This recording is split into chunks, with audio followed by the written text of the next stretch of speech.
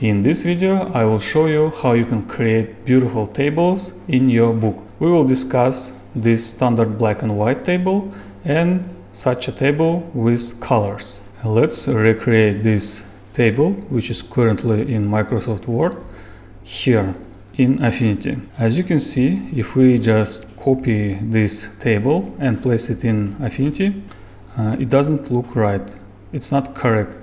Each word here is just placed in a separate text frame, and even each border is just a separate line.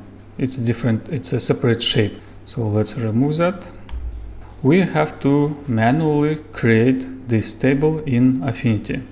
We have 1, 2, 3, 4, 5, 6 columns and 1, 2, 3, 4, 5, 6, 7 rows.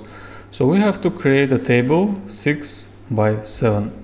In Affinity, go to Layout Studio and choose Table tool, or you can click T on your keyboard.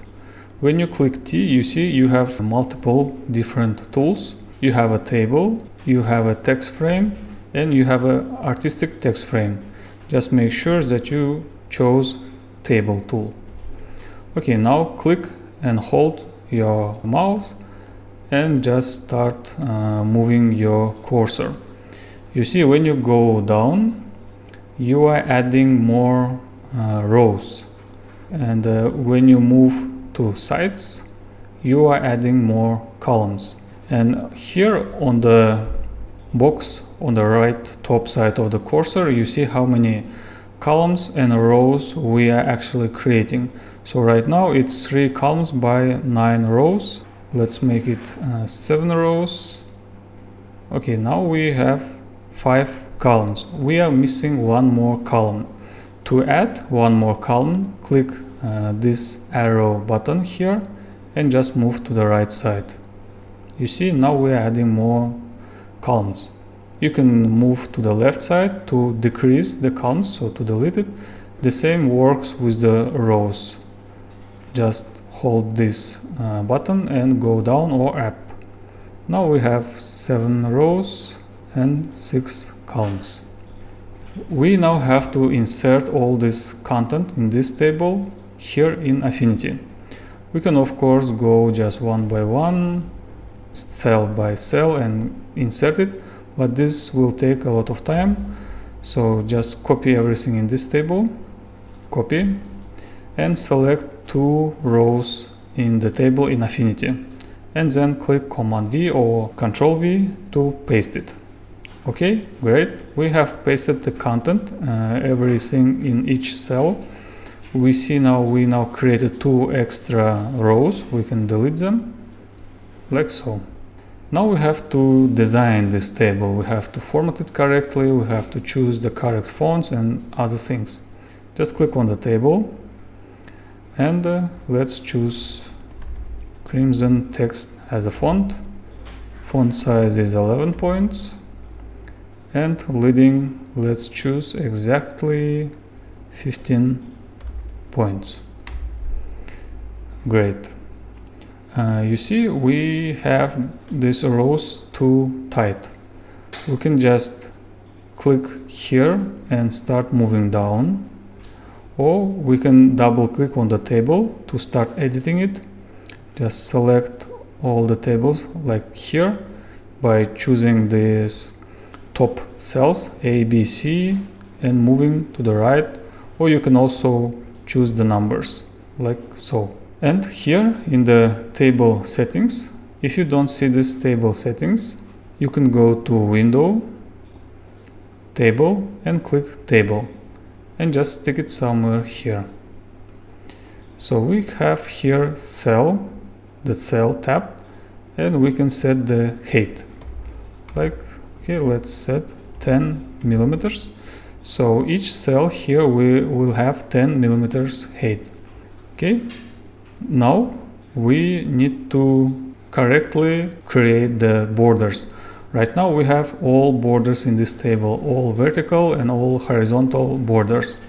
Okay, let's select everything again. Go to Stroke and Fill and select all borders.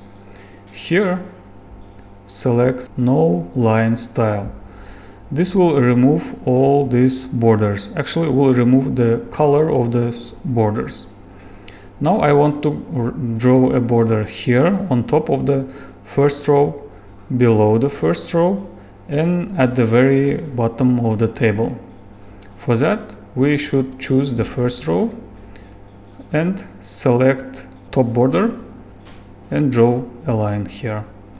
Let's choose 0.5 points and the same for the bottom side. Click here and 0.5. You could also choose all outside borders. That also should work and it will be faster. I just wanted to show you that you can select each line separately. And here we should add the line at the bottom. Let's choose this one here. The same 0.5 points. Great. Now we see that our text is too close to the borders. Let's select everything. Here we can put it in the horizontal center, but we should also put it in the vertical center. Select everything again. This is in the tables setting. Vertical position, put it in the center. Now our letters, our symbols and words are perfectly in the center of the cell. You see that we have two lines of the text for some cells. So for example, symbol is one line, element name is one line, but atomic number is in two lines. So let's decrease the width of this row. Yes, because symbol doesn't occupy too much space here. And the same with the state at room temperature. Okay.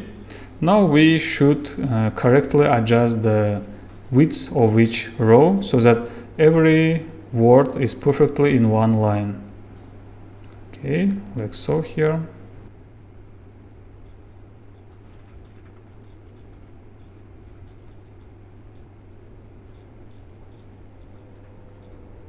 Great. Now our table looks much better.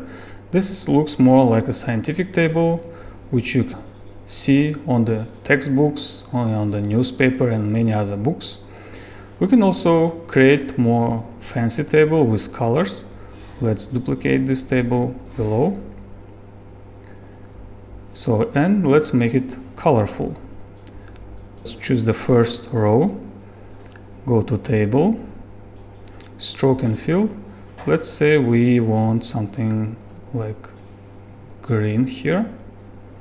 And we want to separate each row visually here. Let's select every other row, every second row, and also change the color to something like something brighter than the main row above. Okay, great. We can also change the font right now to something like this. Okay. And we can also, since we have already changed the colors, let's remove the border because we don't need borders here anymore because we differentiate all these rows by their color. Here we can change the color of the font to white. This table also looks beautiful, more dynamic, more colorful. You can also play with colors.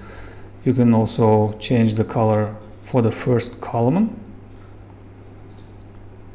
So it all now depends on your purpose, on the design of the table.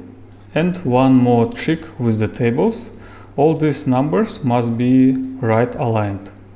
Let's select it and right align them.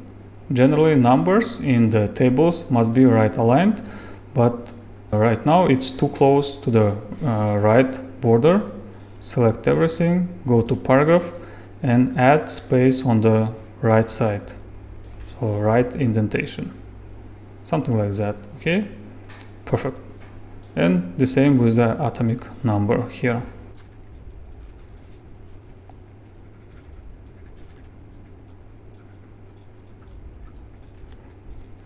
Great.